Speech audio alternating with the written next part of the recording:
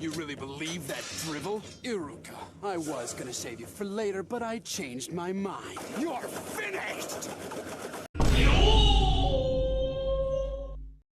YouTube, it's Lil Derek.comics back with another video again, and today we are going to be talking about Naruto. Believe it! So Naruto is probably one of my favorite anime of all time, and there was this specific scene from the manga, and it really just captured my attention. So if you ever seen the anime, you'd probably be familiar with Mizuki. Now, if you don't remember Mizuki, he was pretty much the first antagonist to show up in Naruto, and I think he's a little underrated. He's not too memorable in all honesty, but he's set up for the first episode, and really we got to really see how Naruto is and his backstory. But there was this one specific scene where he goes in for the kill on Iruka. He winds up and gets ready to throw this shuriken, and it is just so well drawn. And I'm gonna break down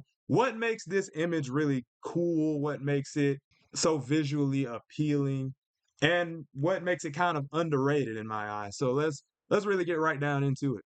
We got to bring to attention some context. Context in art makes a piece that much more interesting. When you see a picture, you can say it looks good, you could say it looks bad, but oftentimes when we hear the artist break it down, it adds a level of complexity to it. It makes it that much more interesting because you get to hear how they made the artwork, how they, went about making that process, what their ideas were. So let's get a little bit of context around the scene.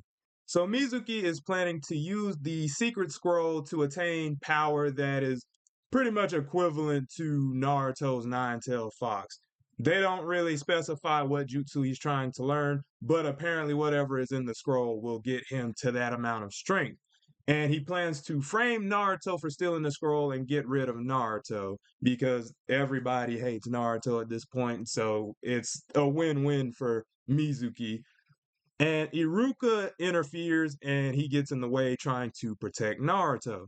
And then Mizuki decides that he's had enough of Iruka and he decides to finish him off. And that's when we get this amazing panel work. So how does that help this scene? Well, it's a very climactic moment in the manga. So it's basically the climax of the fight between Iruka and Mizuki. At this point, Iruka is just buying time for Naruto, and Mizuki is pretty much telling him it's over with. I have the high ground, and again, I've won this fight.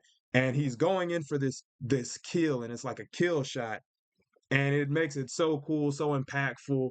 It's not the climax of the whole, chapter or whatever, but it is a very high point. It's basically like one of the rising actions. Adding that little layer of context will help us kind of break down a lot of the cool stuff that's going on in here. So now let's get into the actual art of it. Okay, so now I'm in the software, just kind of breaking this down. And the first thing I wanted to talk about is the framing, right? So let's zoom in a little bit.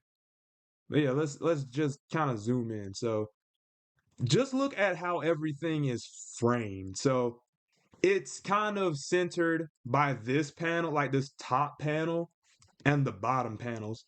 That's what's holding everything into this one panel. So, yes, that means that there is no actual panel work to this. And you got to think the standard comic consists of, these square panels, just like all of these are square panels. The words kind of break out of these panels. That's pretty cool.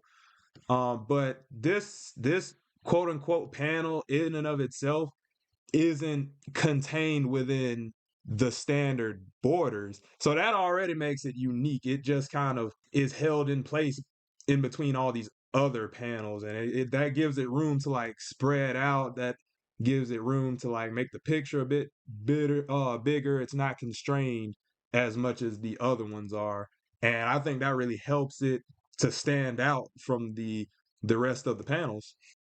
And outside of just how the panel itself is framed, let's look at Mizuki. So Mizuki is kind of framed within these trees. So he's kind of contained within the trees. These trees kind of like, and the little sound effect, the whoosh, it kind of it centers him. It makes like a circle around Mizuki and Iruka, but yeah, it kind of puts him into place. It makes him the spotlight, and it also kind of helps the kind of action of it, which I'll get into later. But everything just kind of surrounds and circles Mizuki and makes him the focal point. So just the framing of this panel is really cool, and I wanted to point that out. So next, I wanted to get into the perspective. So now we're really going to get into just the specific frame rather than the entire page. But look at the perspective of this. So basically, perspective is, wherever you're at, right? Where would you be in this picture? So obviously, this is a third person kind of point of view. Well, I mean, every view is kind of like a first person point of view, technically, from your point of view. So if you were the first person, where would you be? You would be kind of right in front of Iruka, in a sense. You'd be staring directly at Iruka. Let me see if I can pull out like a guide or something like that. So yeah, you would kind of be facing directly at Iruka. He's the thing directly in front of you, and the perspective kind of goes towards that. And not only that, but it's usually if you're doing perspective, if it's like a 1 point perspective, everything kind of goes around the center. So you think you'd be centered at Mizuki, right? And then everything else would kind of go into that point. But this is basically like an off-centered perspective. So realistically, if you were viewing this, there'd be a lot more on this right hand side, but there's not. And that's because it makes it a little bit more interesting. This is kind of your peripheral. So Mizuki is kind of the peripheral, but your focus is Iruka, even though Mizuki is the main point of this. So that already makes the perspective kind of interesting. But what else the perspective does is that it makes everything line up with Iruka. So, like I said earlier, this is a kill shot. He is aiming to kill Iruka. So, he kind of leads in, and it kind of let me get a brush for this. Everything kind of leads into this direction. It goes straight towards Iruka. Like he is getting ready to die. Like just the lead in goes to Iruka. The shuriken is gonna kind of go in. Like it's set up in this arc to just kind of swing in and hit Iruka. So that makes it a lot.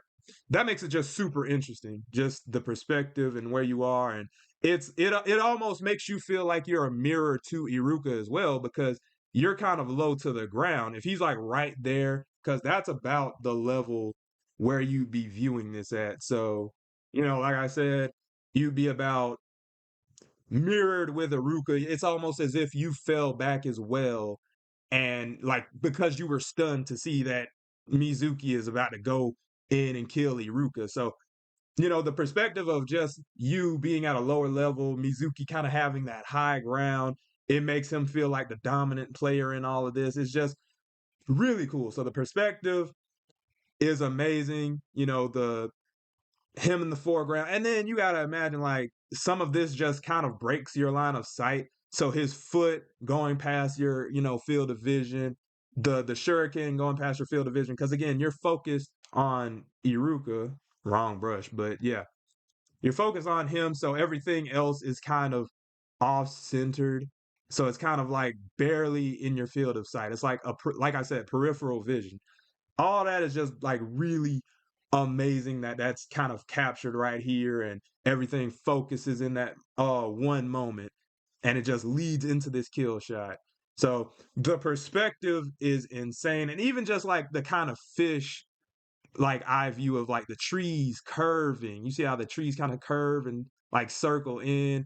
It's a very distorted perspective. Just hit, and it's a really dynamic pose how they have it too. Because if they just had you looking straight on, because there's like these foreshortened portions where like the leg, you see how much bigger.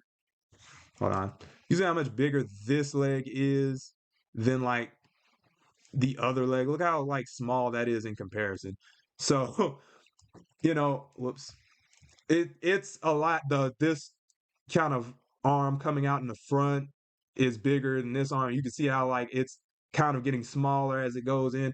The foreshortening, everything is done really well, and that's what makes the pose so cool.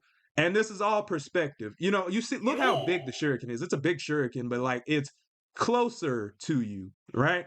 So it's gonna be a lot bigger. All of that makes this really interesting, cool, unique. And then you see how let's zoom in a bit, but you see how far Iruka is, and he's so tiny.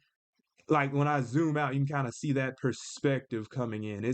It's so beautiful, and that is a huge, probably the biggest part of why this was so interesting was the perspective. But you know that let me go into my final point though, the actual action, and this takes a few elements of both things. So look at all this line work. Just look at the line work.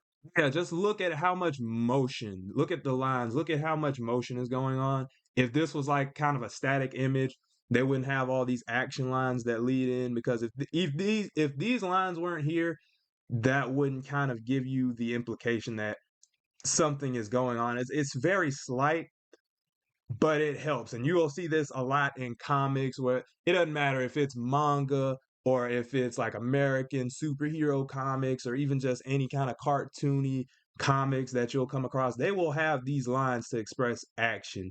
If you see it like without it, let me see if I can like you kind of see how it's still cool, but like those extra lines just make it that much more unique. It's hard to take it away because it's like all over the place. So I can't really there's line weight all over the place. Even if I took it out, it there's still the action of the wind, but like just the kind of windmill effect on the shuriken because the shuriken is also a static image. This is a normal drawn shuriken, but you've got lines moving around it, and then it kind of cuts off these kind of clockwise or I guess counterclock. It doesn't really matter which way it's going, but these kind of circular lines just kind of cut it off, and that makes it feel like it's actually spinning. Just the way he's holding it, the grip, the lean in. Like I said, you can kind of see how he's kind of like winding up to like target him. He's finna just sling it. His body's leaning into it. He's finna just get ready to stop. It's like right in the action of him kind of stopping and finna like turn and swing his arm. And you could even see him sliding. Like this effect right here where like the dust is getting knocked up and he's sliding. It is so cool. It's just like it's so cool. The whoosh on top of it, because if the whoosh wasn't there, that would be a little bit less too because anytime you have those kind of onomatopoeia kind of words on the page, they add to the action, right? And this one's used so that it frames the piece as well. So that just everything about it, the action of it is just so cool, so unique. I really love this drawing. It's so well drawn. The lines everywhere just make the piece that much more crazy, that much more fluid. Masashi Kishimoto was cooking with this. I don't know how much of this, like it's his manga, it's his comic, but I don't know, how much if he had any assistants help him on this. But I'm gonna just credit it to him because it's his comic. If it were me, you know what I mean. I like to put like thicker line weight on the outside as things lead in, but I don't think this really needs it, especially since they have all these like different lines and effects going on. I think that's what really carries this is the perspective, the effects, and just the action that it entails. But yeah, that's pretty much my thoughts on Mizuki's wind up. That's what I'm gonna call this. And I thought it would be cool, for another artist that kind of makes comics to break down something that he's inspired by and say why what all makes it a good drawing, a good action shot. And hopefully that can inspire you guys to put some of this in your comics and make your pieces a little bit more interesting. Use some perspective, use some line work, use some expressive lines, just all of this. If you're making comics, try to use this. But what do you think of this drawing? Do you think it's a little dated? Do you think do you not like the art style? Do you think it's amazing? Do you think this fight between Mizuki and Iruka is underrated? I think Mizuki is a really cool antag. I think it's just that he didn't get any screen time and he was the first one, and the scaling in Naruto is a bit different. But yeah, let me know what you thought of the video. Would you like to see more art breakdowns like this? And be sure to leave a like, a comment. Please subscribe. Like if you've been watching me or if you plan to watch me, please subscribe. I'd really appreciate it. But with that being said, I'll see you guys in the next video. Thanks for watching. Peace out. Yo!